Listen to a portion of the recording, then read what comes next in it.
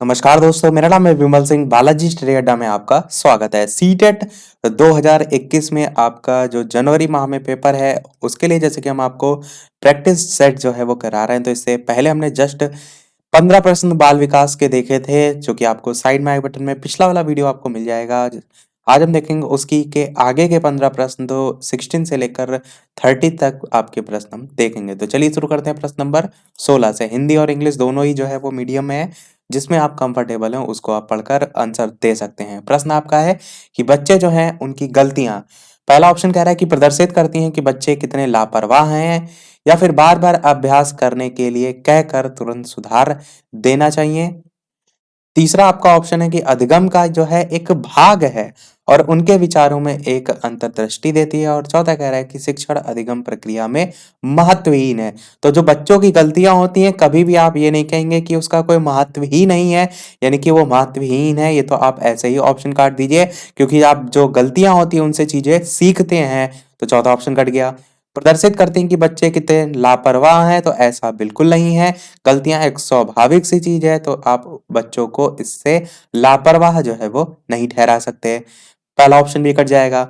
बार बार अभ्यास करने के लिए कहकर तुरंत सुधार देनी चाहिए कि बच्चों की जो गलतियां हैं, तो ऐसा भी नहीं है। फिर गलतियां उनकी सुधरेंगी कैसे?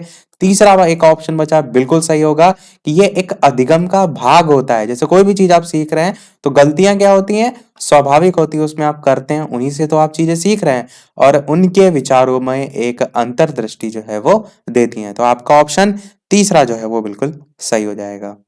अगला प्रश्न 17 कह रहा है कि जो मूल्यांकन है, असेसमेंट है, इसको जो है चार ऑप्शन में कौन सा सही होगा? एक अलग गतिविधि के रूप में लेना चाहिए, या फिर शिक्षण अधिगम प्रक्रिया का एक भाग होना चाहिए, या फिर केवल नंबरों के संदर्भ में करना चाहिए, या फिर वस्तुनिष्ठ प्रकार के लिखित कार्यों पर आधारित होना चाहिए। तो मूल्यांकन को इनमें से जो है वो क्या होना चाहिए, ये आपको बताना चाहिए।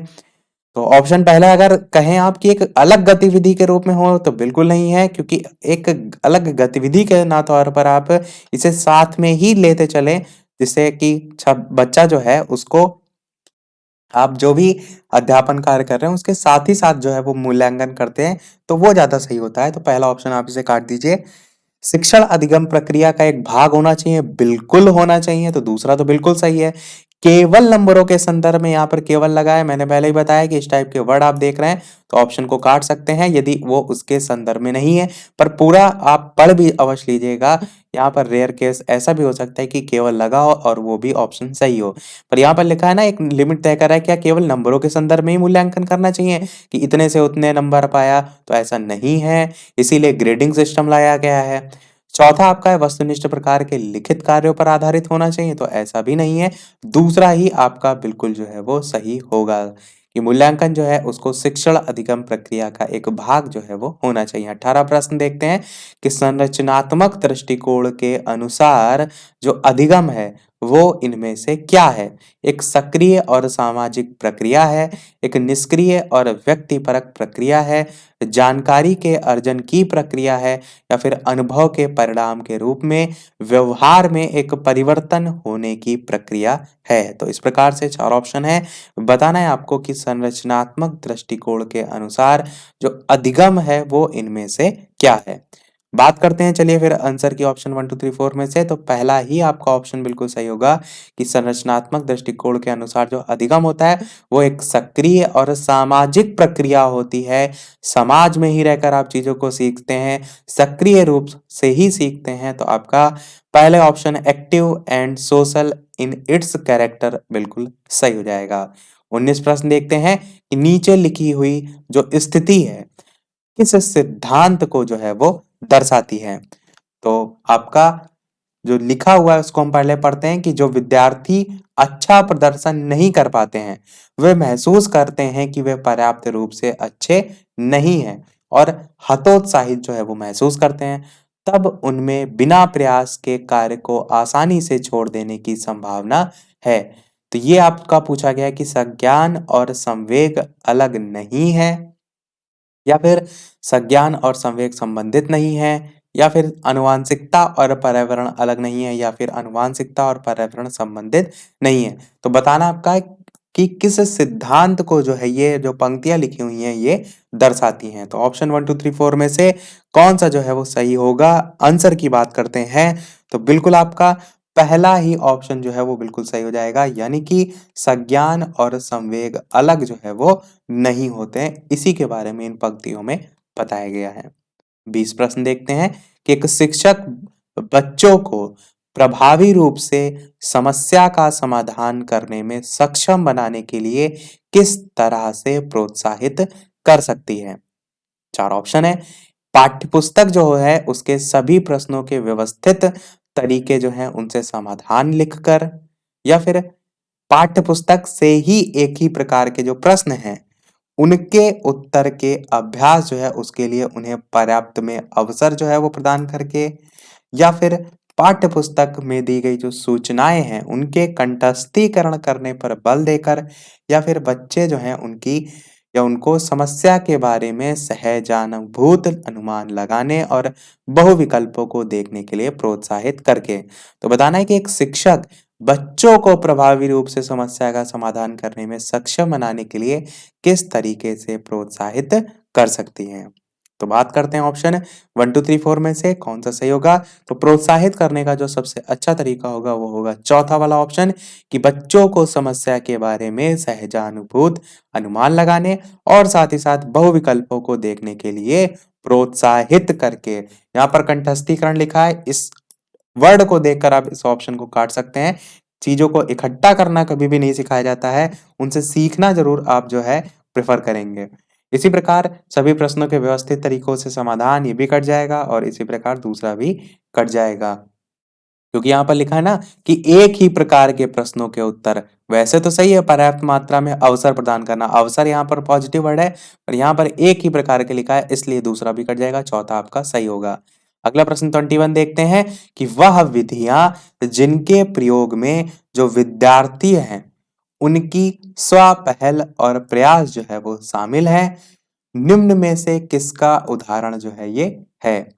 अंतर्वैयक्तिक बुद्धि का है, निगमनात्मक बुद्धि का है, या फिर अधिगमकर्ता केंद्रित विधि का है, या फिर परंपरागत विधि का है? तो इस प्रकार से 4 ऑप्शन है, बताना है आपको कौन सा सही होगा। इसके अलावा वीडियो पसंद आ रहा हो तो सभी लोग वीडियो को लाइक भी अवश्य कर दीजिएगा, ताकि इसी प्रकार अच्छे-अच्छे प्रश्न हम आपको आगे भी प्रैक्टिस जो है वो कराते रहें। तो बात करते हैं चलिए फिर आंसर की कौन सा सही होगा। और लाइव टाइमिंग आपकी क्या है? लाइव टाइमिंग है दोपहर के 3 बजे सी टेट के लिए, और सुपर टेट और यूपी टेट के लिए शाम के 8 बजे जो है इस समय चल रही है। आंसर की बात करते हैं तो आपका ऑप्शन तीसरा वाला अधिगम कर्ता केंद्रित विधि जो है वो सही हो जाएगा। वह विधियां जिनके प्रयोग में जो विद्यार्थी हैं उनकी स्वपहल व प्रयास शामिल है, तो यही आपका हो जाएगा। अगला प्रश्न देखते हैं 22 कि बुद्धि के बारे में निम्नलिखित कथनों में से कौन सा जो है वो सही है। पहला कह रहा है कि बुद्धि अभिसारी रूप से सोचने की योग्यता है। दूसरा कह रहा है कि बुद्धि अनुभव के जो परिणाम हैं उनके रूप में व्यवहार में एक अपेक्षाकृत स्थायी परिवर्तन है। तीसरा कह रहा है कि बुद्धि एक आनुवंशिक विशेषक जो है वो है जिसमें मानसिक गतिविधियां जैसे स्मरण और तर्क शामिल है। और चौथा कह रहा है कि बुद्धि जो है वो बहुआयामी है जिसमें बुद्धि परीक्षणों के द्वारा पूर्ण रूप से परिमेय ना की जाने वाली योग्यताएं शामिल है। तो बुद्धि के बारे में कौन सा यहाँ पर कथन सही होगा ये आपको जो है वो बताना है। चलिए बात करते हैं फिर आंसर की। तो चौथा ही आपका ऑप्शन बिल्कुल सही होगा। बुद्धि बहुआयामी जो है वो है जिसमें बुद्धि परीक्षणों के द्वारा पूर्ण रूप से परिमेय ना की जाने वाली कई योग्यताएं जो है वो शामिल होती हैं। यही आपका बिल्कुल सही हो जाएगा। 23 प्रश्न कह रहा है कि निम्नलिखित में से कौन प्राथमिक सामाजिकरण का माध्यम है? परिवार है, विद्यालय है, सरकार है, या फिर मीडिया है? तो ऑप्शन एबीसीडी में से कौन सा जो है वो सही होगा। चलिए बात करते हैं आंसर की, और शायद यही प्रश्न पिछले वाले वीडियो में मैंने पूछा भी था। तो आपका पहला ऑप्शन परिवार जो है यहाँ पर सही होगा। प्राथमिक सामाजिकरण का माध्यम क्या होता है? परिवार होता है। ध्यान रखिएगा, अच्छा प्रश्न है।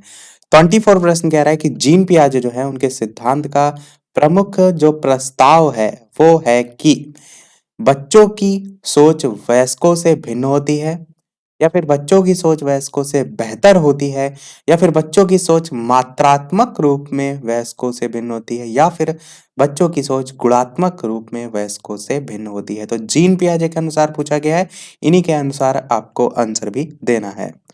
तो चलिए बात करते हैं फिर आंसर की ऑप्शन 1, 2, 3, 4 में से। तो आपका ऑप्शन चौथा वाला बिल्कुल सही होगा कि बच्चों की जो सोच होती है वो गुणात्मक रूप में वयस्कों से भिन्न होती है।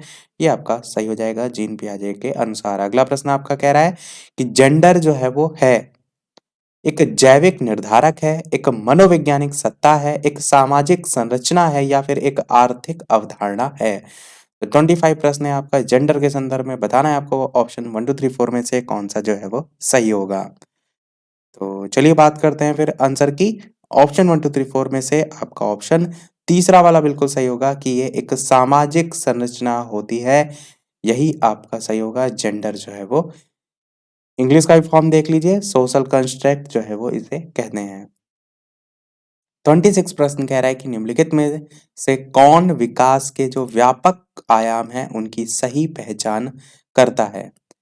शारीरिक, संज्ञानात्मक, सामाजिक और संवेगात्मक, संवेगात्मक, बौद्धिक, आध्यात्मिक और स्व, या फिर शारीरिक, व्यक्तित्व, आध्यात्मिक और संवेगात्मक, या फिर सामाजिक, शारीरिक, व्यक्तित्व और स्व। तो बताना है आपको कौन विकास के जो व्यापक आयाम हैं उनकी सही पहचान जो है वो करता है। तो चलिए बात करते हैं फिर आंसर की ऑप्शन 1, 2, 3, 4 में से। तो बिल्कुल पहला ही ऑप्शन बिल्कुल सही होगा, शारीरिक, संज्ञानात्मक, सामाजिक और संवेगात्मक। ये जो है आपका पहला ऑप्शन बिल्कुल सही हो जाएगा। अगला देखते हैं प्रश्न आपका 27 कि बच्चों और उनके अधिगम के संदर्भ में निम्नलिखित में से कौन सा जो है वो सही आपको छांटना है, इस चीज का ध्यान दीजिए। तो पहला कह रहा है कि सभी बच्चे सीखने के लिए स्वाभाविक रूप से प्रेरित होते हैं तथा सीखने में सक्षम हैं, या फिर बच्चों को सीखने के लिए अभिप्रेरणा तथा सीखने के लिए उनकी सक्षमता केवल केवल आनुवांशिकता के द्वारा पूर्व निर्धारित होती है। केवल की बात हो रही है, दूसरा ऑप्शन काट दीजिए, केवल इसी के द्वारा नहीं होती है। बच्चों की सामाजिक आर्थिक पृष्ठभूमि जो है उनकी प्रेरणा और अधिगम जो सक्षमता है उसको निर्धारित और सीमित करती है। तो ये भी आपका ऑप्शन कट जाएगा। मैंने क्या कहा, जो कीवर्ड होते हैं उसके माध्यम से आप कभी प्रश्न गलत नहीं करेंगे। और चौथा कह रहा है कि बच्चों को अधिगम हेतु प्रेरित करने के लिए उन्हें पुरस्कार और दंडित बिल्कुल नहीं करेंगे। तो चौथा ऑप्शन भी आपका कट जाएगा। बचा कौन सा, पहला बचा, यही आपका बिल्कुल सही होगा कि सभी बच्चे सीखने के लिए स्वाभाविक रूप से प्रेरित होते हैं और सीखने में जो है वो सक्षम हैं। अगला प्रश्न देखते हैं 28 कि प्रगतिशील शिक्षा जो है उसमें बच्चे जो हैं उनको किस तरह से देखा जाता है? छोटे वयस्कों के रूप में देखा जाता है, निष्क्रिय अनुकारकों के रूप में देखा जाता है, या फिर सक्रिय अन्वेषक जो है उनके रूप में देखा जाता है, या फिर खाली स्लेटों के रूप में देखा जाता है। तो चलिए बात करते हैं फिर आंसर की। तो आपका ऑप्शन तीसरा वाला सक्रिय जो अन्वेषक है ये जो है वो सही हो जाएगा। अगला प्रश्न 29 कह रहा है जो लेव वाइगोस्की हैं उनके अनुसार अधिगम जो है वो एक सामाजिक गतिविधि है, या फिर एक व्यक्तिगत गतिविधि है, या फिर एक निष्क्रिय गतिविधि है, या फिर एक अनुबंधित गतिविधि है। तो बताना है आपको ऑप्शन 1, 2, 3, 4 में से लेव वाइगोस्की जो है इसके अनुसार अधिगम जो है वो क्या है। तो चलिए बात करते हैं फिर आंसर की। तो एक सामाजिक या एक सोशल एक्टिविटी जो है लेव वाइगोस्की के अनुसार अधिगम है, यही आपका जो है वो बिल्कुल सही हो जाएगा। एक प्रश्न आपका लेव वाइगोस्की से और एक जीन पियाजे से हर साल आप देखेंगे जरूर ही पूछा जाता है। देखते हैं हमारा अगला और इस वीडियो का लास्ट प्रश्न, और इसके बाद प्रश्न हम पूछेंगे एक आपसे भी। और वीडियो अभी तक आपने लाइक ना किया हो तो एक लाइक तो आपका बनता ही है ताकि मुझे भी मोटिवेशन मिलता रहे।